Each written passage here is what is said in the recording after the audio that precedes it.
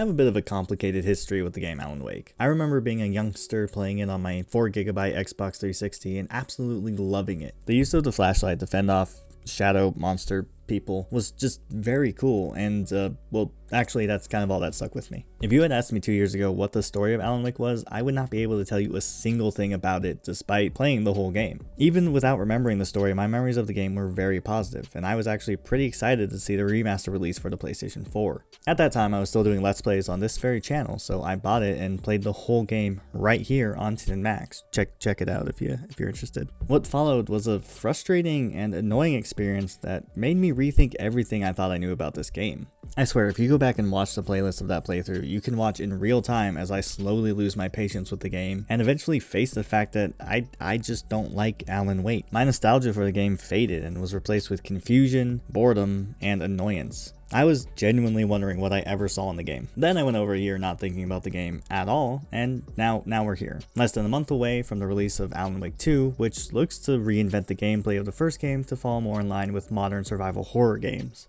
From what I've seen, it gives me strong Resident Evil 2 Remake vibes, and believe me when I say I mean it as a compliment. Resident Evil 2 Remake is one of my favorite games ever, so that alone is enough to get me on board. The fact that there are 2 playable characters instead of just Alan is also a huge bonus for me. Alan sucks, and the less time spent with him, the better. The point is, I am really looking forward to seeing what Alan Wake 2 has to offer, and I figure why not give Alan Wake Original Recipe another try just in time for the sequel. So I played through the game once again to see if maybe I enjoyed the experience more now. Maybe my last playthrough was just off from the start. Maybe I didn't give the game a fair chance. Was I wrong about Alan Wake when I played it last year? The answer is no. Just no. I still don't like the game. Now, before I get too deep into it, I want to start with the positive takeaways from this game. It really is not all bad, and I can, for the most part, see why so many people like it. The atmosphere and the look of the environments are top notch, and for the time looked pretty great. The graphics do show their age in some regards, most notably the faces, which are just, well, you can see. The environments you actually explore during gameplay are surprisingly big, mostly empty, but still big. I probably would have enjoyed exploring a bit more if Alan didn't need to pause and catch his breath every 3 seconds. Bro has 0 stamina. I think the story has some really cool ideas sprinkled throughout it, but we can get more into that later. Overall, I don't really care about the story, but they do some cool stuff with it, so, you know. The voice acting isn't the best. I found most of it to be extremely flat and a little dull, but it kind of fits with the vibe the game is going for with the cheesy action thriller approach. The acting had a bit of a Lifetime TV movie quality to it, but I think it worked for the most part. Not necessarily for me, but you know, still. Okay, so maybe I don't have a lot of positive things to say about the game, but don't let me talk you out of trying it if you haven't already. A lot of people really like this game. It's a cult classic after all, and I do think there is a good game in there somewhere. I just never found it. Alright, let's just get into it, and as always, let's start with the combat. I personally think it kinda sucks. Don't get me wrong, the mechanic of needing to shine your light on the darkness enveloped enemies to make it so you can actually damage them is a really cool concept. It feels wholly unique to Alan Wake, and I think it's one of the best concepts I've seen in a game like this. This flashlight / darkness go away mechanic would pair amazingly with the resource management of an actual survival horror game, which Alan Wake 1 is definitely not. It would be really awesome to see the sequel lean way more into survival horror and utilize this concept in a much better capacity. With the first game, it feels like the developers figured this feature would be enough to make the action-y combat stand apart from similar games, and to be completely fair, it does. However, it is also underdeveloped and underutilized in my eyes. Okay, maybe not underutilized per se, more like the combat relies too heavily on the flashlight thing and has very little depth outside of that. The mechanic alone isn't enough to keep the combat interesting and fun for the full length of the game, and the rest of the elements of the combat don't really make up for it. Once you shine away the enemy's darkness, you can then kill them with a variety of guns. It's only like 5 different guns, but still. Enemies will swarm you and try to slash your face off, and you must dodge them before they totally rock your shit.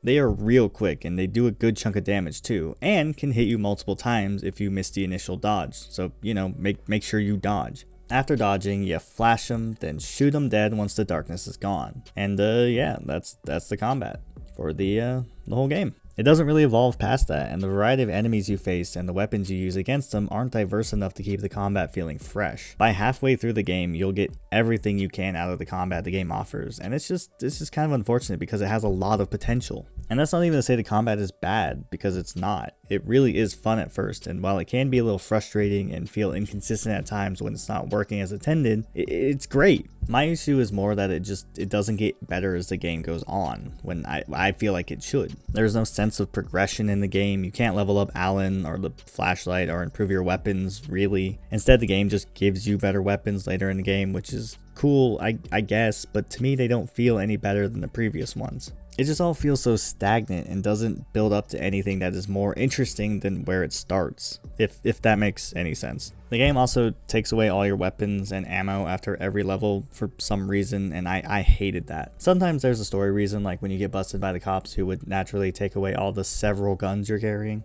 It means starting from scratch for the next gameplay section, and that sucks, but at least there's a valid story reason. Other times Alan will get into a helicopter carrying a shotgun, a revolver, 9 flashbangs, 8 flares, and a flare gun with 10 shots. Then when Alan leaves the helicopter, he has literally none of it. Like not even the revolver, the most basic weapon of the game. I mean, I know the real reason, and it's forced difficulty. When the game keeps you stocked up on ammo and weapons, the combat is a breeze, and that's exactly what they do for most of the game. They are constantly giving you more than you need to survive each encounter. I so often felt over-prepared for fights. They felt like mild interruptions rather than intense face-offs. I know it's not a survival horror game and that research management is less of a factor, but most of the time it doesn't feel like a factor at all. So then the game decides to take away all of your stuff every once in a while just to make the game feel hard again. And that just feels so cheap to me. Like the balance of the difficulty fully depends on how much the game decides to give you or take away from you. The combat is just so simple. Instead of finding creative ways to make the game more challenging, they just strip you of the tools you had before. Also, the game just gives you the best weapons like all the time. The flare gun is insanely overpowered, and you can just find them everywhere. You can take out this tractor boss fight thing or whatever the hell this is with 2 shots from the flare gun, and you'll probably have those 2 shots on you. Moments that feel like they should be this big, intense, and insane fight end up being super boring because you can just flashbang and flare gun everyone. I feel like the combat of Alan Wake just feels more and more shallow the longer you play the game. It's repetitive because, like I mentioned earlier, there's little to no variety in enemy type or weapons. Just none of it worked for me. Or at least it worked for me at first, but then they never did anything unique past that. Speaking of unique, the story of Alan Wake is definitely unique. Not as unique as the game likes to think it is, but still pretty neat. I don't want to get too deep into the story because honestly I just don't really care all that much, but it does have some standouts and some low points. Like the characters. They are the lowest point if you ask me. They just kinda suck. You have the main protagonist, Alan, a pretentious author who's a bit of an unlikable dick and never shuts the f up. Thanks, Alan, but I really don't need you to narrate every little thing that happens in the game, especially something I literally just watched happen with my own 2 working eyes.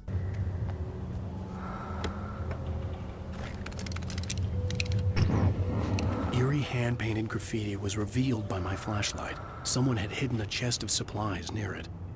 I swear, if Alan didn't narrate the entire game, I would probably enjoy it so much more. And yes, I know it's an artistic choice, but it's an artistic choice that blows. There's Alan's wife, Alice, who is, Alan's wife, so she's got that going for her, I guess. There's Alan's manager, who reminded me a lot of Zeke from Infamous, but like much worse. Can't leave out the asshole FBI agent who thinks he's so clever for calling Alan the names of other famous authors and does it every opportunity he has. Get him up, Hemingway! Stay right where you are, Slane!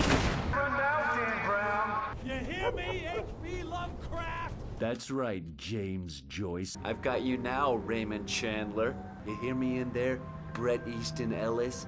Get back in the cell, Stephen King! Also, why is he in this game? And of course, who could forget the various townfolk that I can't be bothered to learn the names of? So I guess I can forget them, because I did. They are all so one-note and forgettable. Actually, these 2 old dudes are, they're pretty great. If you've been following the channel up to this point, you might have picked up on how important characters are to me when it comes to a story. They are very important to me when it comes to stories. You can have the most original and intriguing idea or concept out there, but if your characters we experience it with are just boring, then your story is going to suffer. I feel like that's what happened here with Alan Wake. The story has some cool ideas, like the writings of Alan controlling and changing the world around him is pretty neat, and I love the idea of a dark malevolent force using that to become more powerful. I mean, at some points the words darkness and light get thrown around so often I feel like I'm listening to a recap of Kingdom Hearts, but you know it didn't really bother me. It was a tad cliche, but Alan Wake fully embraces the cliches of the genre, and I think it's part of the charm. What little charm I found. I've seen a lot of people praise this game's pacing, and I just don't understand why. There are so many sections of this game that just felt like fluff to me and made the whole experience drag on. Like this pointless ass driving section that literally contributes nothing to the game except a random ass driving section. Like why? Why is it there? All of the car/driving sections felt unnecessary to me, and I'm not sure why they felt the need to include them. My best guess is it's a carryover from when the game was supposed to be open world that they didn't want to cut, and I don't think the game benefits from their inclusion. There are larger story beats and sections that I also don't think add anything of value to the narrative. Like the "It's all in your head, Mr. Wake" section, where they half-heartedly try to convince us that none of it was real, and Alan was just crazy, but no one's buying it. It would be painfully unsatisfying if it was true, so I didn't believe it for even a second, and maybe you're not supposed to doubt reality, but either way, it was all inconsequential and felt like a waste of time.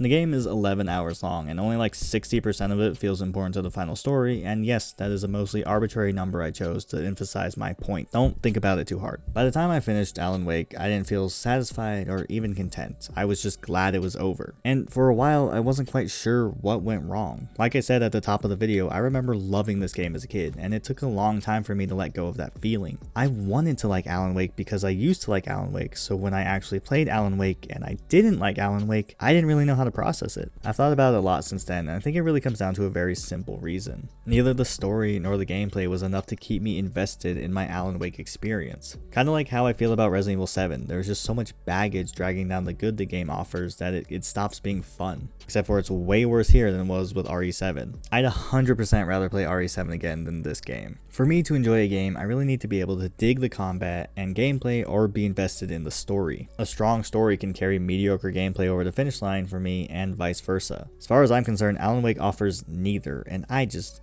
don't like it. It's not for me, and that's okay. Looking at the game as objectively as I can, I see why people enjoy it, especially if people played it when it first released. At the very least, Alan Wake is distinctive and special in its own way, even if I can't personally find any enjoyment in it. I am still pretty excited to check out Alan Wake 2 and see what kind of experience the franchise can offer in 2023. From what I've seen so far, Alan Wake 2 Fast 2 Furious looks like a fantastic modernization of the classic formula that has a lot of potential. Expect that video near the end of the month or the beginning of next month, and subscribe if you're interested in seeing it. In the meantime, I've been Tin from Tin and Maxx, and I will see you in whatever I do next.